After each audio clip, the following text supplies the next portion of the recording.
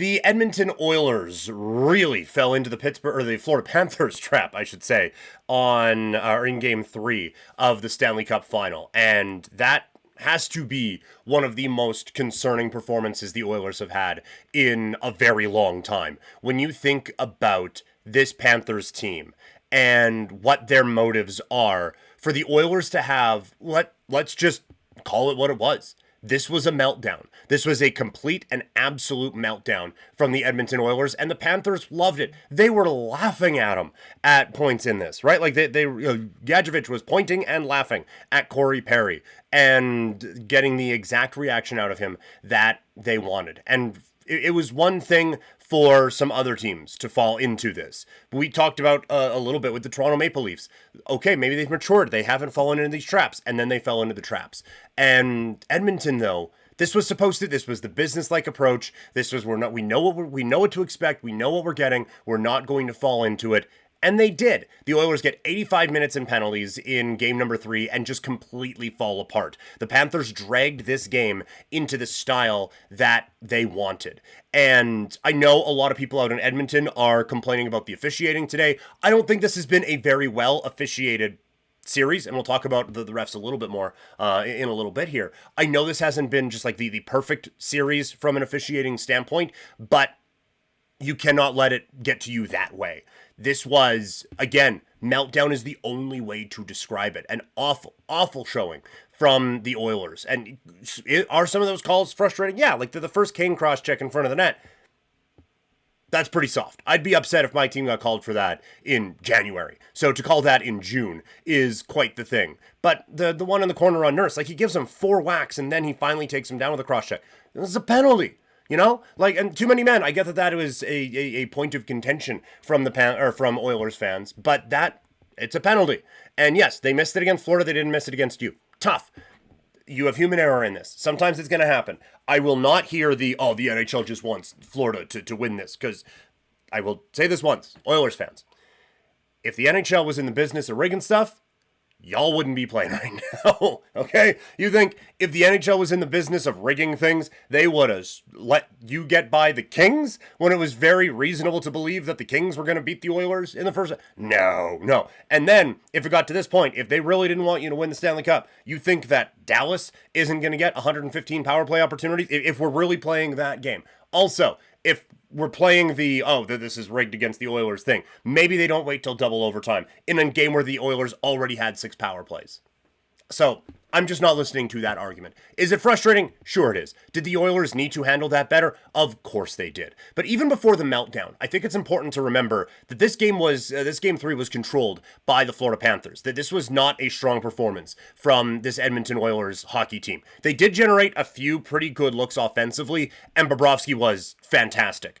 And I think that added to Edmonton's frustrations, that we are feeling like we're on the wrong side of this thing. We are creating a few chances, and then that asshole over there keeps stopping them, and it builds and it builds and it builds and it builds and it builds. Would the Oilers have problems with how this was officiating if they were up 4-1 in that game? Probably not. I don't think so. So I think that really added to some of it. But defensively, it's a lot of puck watching. It is a very bad thing that they are doing this, because it's catching them now a few times. That there was a couple opportunities where it's some good puck movement down here, and then all of a sudden it's a quick boom and it's a pass across, and you had 4 Oilers on the other side, and now you have Verhaeghe, one of the more dangerous goal scorers in this series, wide open with half the ice to himself, and he's able to get that goal. It's a lot of puck watching right now from Edmonton, and that's not how you can play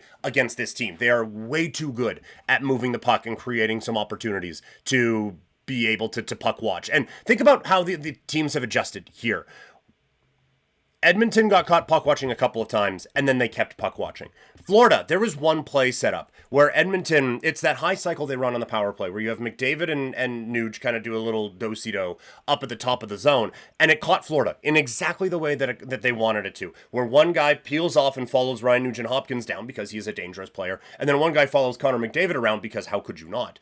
And all of a sudden, they cycle it back to Bouchard, and he has like 90% of the zone wide open. He looked like he was going to take a shot. He's like, oh, well, I can get closer because the other two guys are worried about net front coverage. So he just walks in basically to the high slot and lets a great point-blank shot go, and Bobrovsky makes the save. Next time around, when Edmonton tried to set that up, Florida just stayed disciplined, stayed where they were supposed to, and did not give up those same sorts of opportunities. So the Panthers were learning where the Oilers weren't, and that really cost them in this game. The coverage in front of the net, not great either. And like Ekholm is battling with Bennett, and it leads to a goalie interference, whatever, a couple of games ago, but it's still has been a little bit too easy for Florida to get to the front of the net and cause problems for Skinner, which is the exact way that they're going to have success in this. And because of that, Skinner wasn't very good. There's a couple of them that, like the Verhaeghe shot, like that's taken out a building.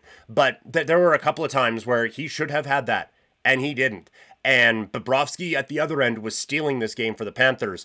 And Skinner, I'm not saying he is not the reason they lost, but he was not part of the solution either. They need him to be a whole lot better going into game 4.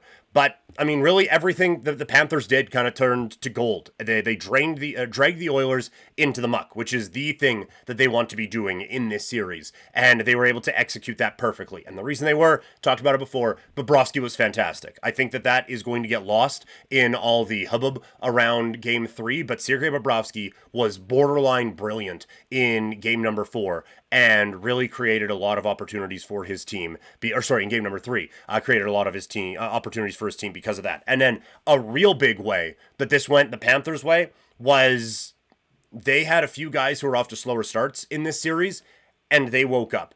There's a lot of talk about Barkov. I'm not worried about Barkov. He's playing against Connor McDavid every night. If he gets me anything, that is gold. But he had one of his better games of the series in game 3. Reinhart hadn't scored in a few. He gets a goal. Tkachuk is contributing with points, and I thought he was the most noticeable that he had been in this series. And so not only was it a bad meltdown for the Oilers, but it turned into a night that could potentially be a slump buster for Matthew Tkachuk and Sam Reinhart, and a little bit for Barkov as well. And that's a dangerous thing for the Oilers going into game number 4 tomorrow. On the officiating side, again, the everything is rigged discussion is not one I will listen to. I will listen to that the officiating has been bad, because I don't think it's been very good. I think that they are trying to get control of this game and of this series early with all these penalties in the first period, and all they are doing is letting a lot of frustration build up on both sides and just making the situation worse. There are some penalties you have to call. High sticking behind the net, like that's a call. But the cross check in front, you probably could have let that one go. And a couple other ones, you can probably let that go. I do think that the officials are trying to be like the Billy Badass out there, and we're in control of this game. And it's not working. And it is having the exact opposite effect of what they are hoping to out there. So we will see what comes out of this. There was obviously 140 minutes in penalties in that game. The Oilers were 5 minutes in penalties away from setting a Stanley Cup final record. And when you think about how this sport was played before, that's kind of insane. So we'll see what turns, I guess, the officiating take coming into game number 4, which happens tomorrow. We will have much more coverage on Couch Potato Diary here of the Stanley Cup final with a preview coming up on tomorrow's show. Also, just want to send out a quick reminder. Greatly appreciate everyone who's supporting the show, watching. If you could hit that subscribe button, would mean a lot to me as well. Also, wherever you are watching this, when we go live, it's on Twitch. Here on YouTube, we go live as well. Here on the page, there is a tip link. It's also in the description for this. If you want to support the show financially, that would be greatly appreciated. I know times are tough for a lot of people. So if you want to help out, if you can help out and feel the need, there is a tip link there. I would greatly appreciate that. So the cats and dog, but, me as well.